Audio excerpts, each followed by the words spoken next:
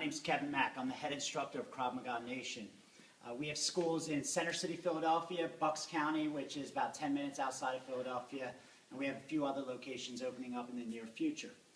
This is a short little video. Most of my videos are me teaching techniques, sometimes a concept. This video is really just going to be common mistakes found in offensive front kick, or when people teach it and practice it. This is from experience of teaching. I'm not the most, I'm not bringing out secrets or knowledge nobody else has. I've taught hundreds of students. I'm able to kind of see the common mistakes people make. People are not as unique as they think they are. Like, everybody drops their hands sparring. Everybody punches. People do the same things over and over and over again. And sometimes I allow people to continue with mistakes. Sometimes you have to correct them because they're so fundamentally divergent from what you want happening with the kick. And one of them is with what we're going to deal with is offensive front kick. I want to focus on that because that's our go-to kick in Krav Maga. Everybody kind of calls it a groin kick, but it's an offensive front kick because your targets are not just the groin. It's your first target we teach you because the glutes and the hamstrings, your kick, is one of the most powerful strikes you have, and the groin is one of the weakest targets he has. You can go to the gym every single night, and he's never going to be able to build up that area. Emi himself had a little saying that it was a baby's arm is stronger than Muhammad Ali's testicles. So it doesn't really require much power to damage that part of the anatomy. But just like offensive front kick can kick the groin, it can also kick the shin, it can kick the knee, groin, stomach, chin. As Emi would say, you might not want to kick the chin, but Emi would say, when I was younger, I could kick the guy in the chin.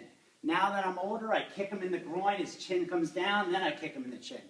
Bring the target to yourself. So the kick is offensive. It has nothing to do with the target area. But the mechanics of the kick are the same as a knee. A knee and a kick are the same strikes. It's just a matter of distance and extending of the kick. And Krav Maga, or offensive front kick, is a snapping kick. Defensive front kick, when we want to create space, is a pushing kick. Everything is the same up until a certain point. The hip projects the knee comes up, and then the foot comes out if it's defensive and trying to push him away. Offensive is different. While defensive, I didn't want him here. Or he was coming into me and I wanted him farther away. It was the controlling of space. That's what defensive front kick's all about. Offensive front kick is about closing the distance, attacking. I've decided to attack this guy and to come close into him. It's why I don't like my students to kick and then bring it back. And I don't like that for two reasons. One, students tend to start to kick and bring it back so fast that they're not putting their hip into the kick. They're doing this because they want to get their kick back really quick. Plus, if I decide to close the distance and kick him, I want to continue closing the distance. That's basic red set. You come in, as that kick comes down, the other strikes are coming down, and then you come in. Why would I decide to close the distance, kick, come back, and then have to close the distance again? Of course, that could be a strategy. I could kick and then run away, so you can do that. But anytime you decide to attack and to continue attacking, as my instructor would say, when do you stop attacking? Never. Not till the guy's down on the ground and the fight is taken out of him. So if you decide to kick, you land forward, you continue coming. Plus, it teaches my students to project that hip. If you're landing forward, that foot's coming down. So the hip is projecting and the kick's coming out. So the hip projects the knee, and the knee is loose, and the foot comes out and attacks. You're hitting with the ball of your foot, or the tip of your shoe, or your lower part of your shin, depending on the distance. We don't like to kick with the top of our foot. The most fragile bones in the human body are on the top of the foot. If I hit something wrong, I damage my foot, I can't use my foot. So from this distance, I kick with the ball of my foot at close range with my shin. I don't even need to look. The anatomy is designed to be almost like a runway. I just bring the kick up and it goes straight to the target. But my knee comes out and I snap. But one of the common mistakes, and I see this all the time, is that if the knee passes the target, the kick gets ruined. The kick is powerful because the hip is coming out and projecting the knee, and then the foot's coming out and it's hitting the target. As soon as that knee passes the groin, it becomes powered only by the hinge of the knee, the snap. So you're losing all that hip power and that momentum. And people tend to do that. They tend to do this, you know, or they're punching and then they're kicking like that because they're bringing their knee up and they're only concentrating on making contact with their foot. Your knee should never pass your toes with offensive front kick. Even when I'm bringing it up, it should be here. So whatever you're going to kick, if you are kicking the groin, your foot, your knee should stop right before the groin, right before it meets the groin. Then the foot comes up. So the knee stops and then the toes come forward. All right? Even if it's the shin, it comes forward. If it's the midsection, if it's the chin, the toes come forward. So the hip projects it and it snaps. Okay?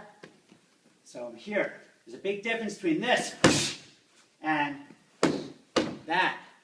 I can't get any power doing that, but I can get a lot of power doing that. My hands are up, my hip is projecting the knee, and the knee is just snapping the foot like a whip. My hands are coming up. Switch.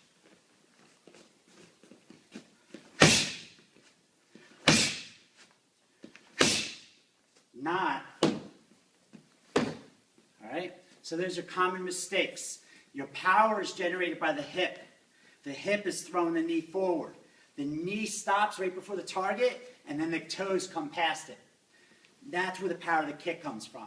You do not bring your knee up and turn it into a hinged elbow kick or a knee kick. So this isn't powerful at all. This is powerful. Staying on the balls of your base leg so that rotates out slightly.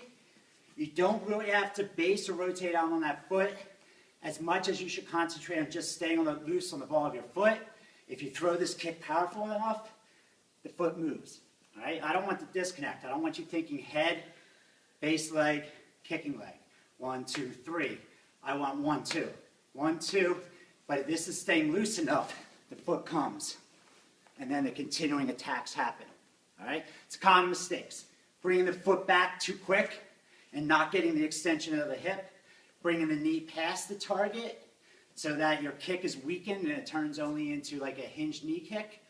Landing with the wrong part of the foot. You can gain so much more power if you just bring that in. Keeping your hand up, extending, whether it's low, medium, or high.